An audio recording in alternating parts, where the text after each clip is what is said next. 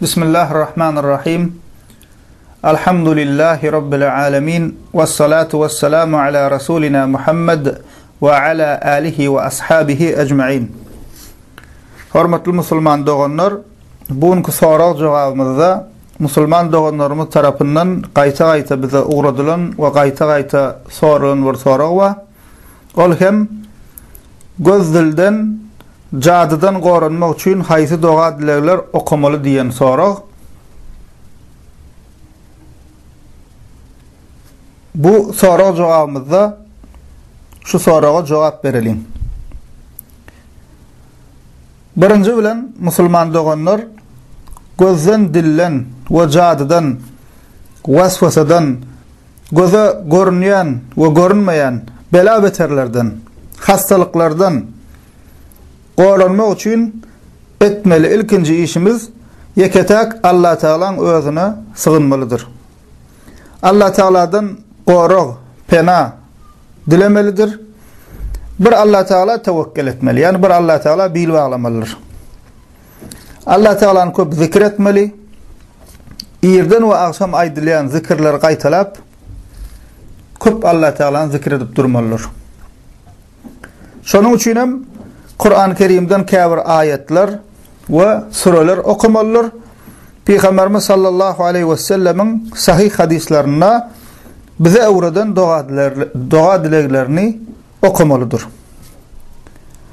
Misal üçin Peygamberimiz Muhammed sallallahu aleyhi ve sellem Tirmizi'de, Hakim'de gelen hadisinde İstaizu billahi minel ayn fe innel ayn hak. Göz degmeginden Allah sığının, Allah'dan pena dilen, çünkü göz degmegi haktır diye. Yani Peygamberimiz sallallahu aleyhi ve sellem ümmetine, bize, Müslümanlara göz dillen goranmak üçün nämen maslahat berdi? Allah sığının dedi. Tirmizi'de gelen hadisinde Peygamberimiz sallallahu aleyhi ve sellem la yaruddul qazaa illa du'a. Qaza, bela beter, dine doğa dilek etmek bilen izine sowlar diye. Yani Peygamberimiz sallallahu aleyhi ve sellem bu hadisinde hem bize näme öwredi diye? Doğa dileğin ahmiyetine Allah Teala doğa dilek etmeň, sığınıp durmaklaryň nähili ahmiyetlidigini bize öwredi diye. Şonuň üçin ulamalarymyz doğa dileğin ahmiyetini düşünürüp söwüşde galkanyň insany oktan o hüjümlerden goraýşy ýaly doga dilegiň hem insanyň bela beterden goranmagyna sebäp bolýandygyny we doga dileg edip durmagyň bela beteriň ýyzyna sowulmagyna ýa-da ýeňil geçmegine sebäp bolýandygyny düşünürýärler. Şonuň üçin musulman hemişe bir Allah Taala sığınmaly, bir Allah Taala'dan gorag, pena dilemelidir. Eger bir kişi Kur'an ve sünnette öwredilen hususy ýörüýte öwredilen doga dilekler ba, ayet hadisler ba, olar häzir aýdyp geçeriz. Şolary bilmeýän bolsa, öz sözü bilen Allah Taala doga dilek edip ýalbaryp dilek edip biler. Allah Taala ya Rabbi ey Allah'ım men gora wari şu belalardan, beterlerden, hastalyklardan gora wari diýip eger bilmeýän bolsa öz sözü bilen hem dilek edip biler musulman doganlar. Biziň dinimiz gaty ýeňil din. Näme başarsaň şoň bilen Allah Taala öz sözü bilen dilek edip bermeli. İkinji musulman doganlar gözden, dillen, jadydan goranmak üçin ýörüýte öwredilen ayet hadislere, surelere ve doğa dileklere misal versek, misal üçün Sahih Buhari'de haber berilişi ýaly Ayetul Kursiýni köprek okumaly. Yine de İhlas, Nas ve Felak surelerini köprek okumalydyr. Peygamberimiz sallallahu aleyhi ve sellem bu barada Ebu Davud'da, Tirmizi'de gelen hadisinde qala Kul huvallahu ahad wal muawwidhatayn hina tumsi ve tusbihu 3 marrat tekfik min kulli şey. Peygamberimiz sallallahu aleyhi ve sellem bir sahaba radiyallahu anhu Allah onun razı bolsun yüzlenip öwredup şeýle diýip Peygamberimiz.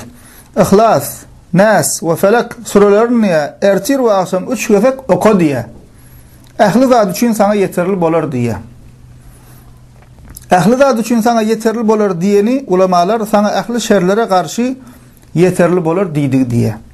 Demek Peygamberimiz sallallahu aleyhi ve sellem bize näme öwredipdir? Musulman doganlar ýürüýte okulmaly surelerden İhlas, yani Kul Halla diýip biz bilýäs kiçikligimizden, Nas we Felak surelerini irden we akşam 3 gefekden okumaly eken.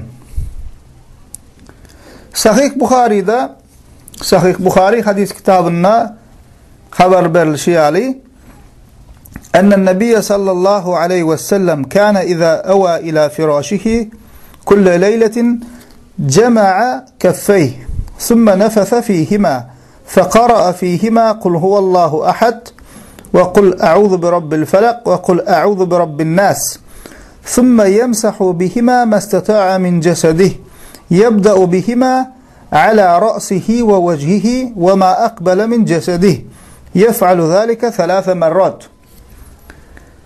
Ünsörün musulman doğanlar Sahih Buhari'de haber veriliyor. Peygamberimiz sallallahu aleyhi ve sellem her gece yatmazdan ön düşöğüne geçenine 2 elinin ovucunu birleştirip İhlas, yani Kul Huvallah, Felak ve Nas surelerini okap ovucuna üflerdi. Sonra bedeninin yetip bilen ahli yerine ellerini sürerdi. Ellerini bedenine sürmeyi kellesinden, yüzünden başlap bedeninin ön tarafından devam ederdi ve bunu 3 kez qaytalardı deyip aydılıyor.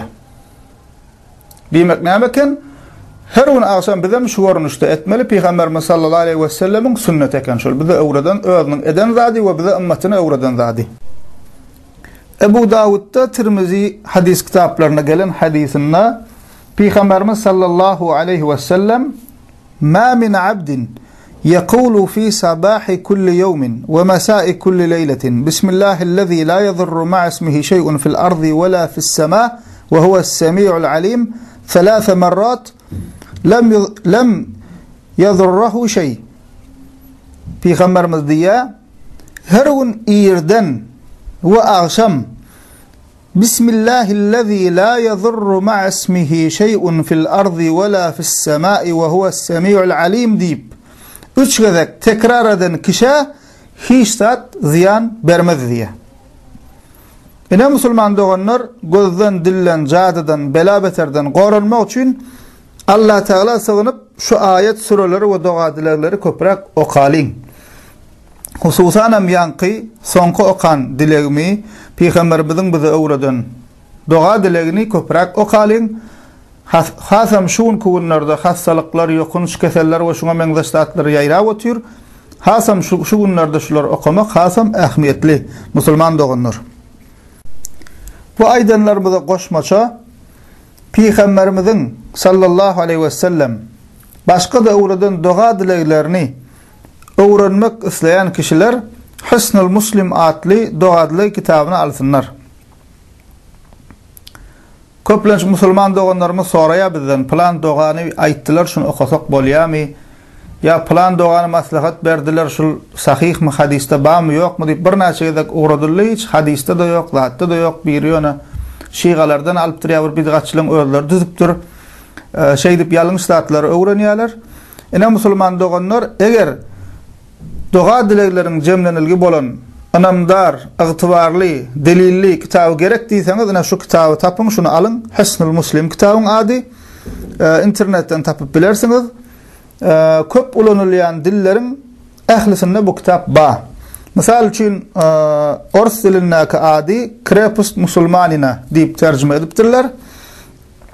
Kitabın yazıcısı Sa'id bin Ali bin Wahf el-Kahtani. Edil şonun ýaly türk dilini bilýän doganlarymyz üçin Husnul Muslim Kur'an we sünnette musulmanyň sygynagy dua we zikirler diýip terjime edipdirler. Özbekçe bilýänler özbekçe, inglizçe bilýänler inglizçe şu kitaby alyp okap bilerler. bu kitapda iyirden, turonundan ta akşam düşöňe geçýänçän gün içinde okulmaly dogadylykların köp bölegi sahih hadislerden delili bilen öwredilendir. Başka bir bellik musulman doganlar, käbir doganlarymyz Arapça bilmeýänligi üçin nähile öwrensem kam diýýärler. Musulman doganlar bu wagt öwrenmek yeňil boldy. Sebebi ayet suralaryň, doga dileklaryň hemmesinin ses ýazgylary bar. Hatta siz Arapça bilmeseňiz hem şo ses ýazgyny dinläp edil Arapçasy ýalagadyp birebir öwrenip bilýäňiz. 5 gezek, 10 gezek dinläp berseň şonu yeňillik bilen ýa tutup bilersiňiz. Bul aýdýan doga dileklarynyň köpüsi 3 setir, 4 setir, 1 setir, 2 setir şunlalyk yeňil we gysga dogalar. Şonuň üçin eger Arapça bilmeýän bolsaňyz ses ýazgysyny tapyň, bilýänlerden haýyş edin, Arapça bilýänlerden tapyp bersinler. Köpüňiziň eliňizde akylly telefon we telefonlaryňyzy alyň we dinläp ýa tutuň. Bu da bir yeňillik musulman doganlar. Bunu hem ýatlatmak isledik.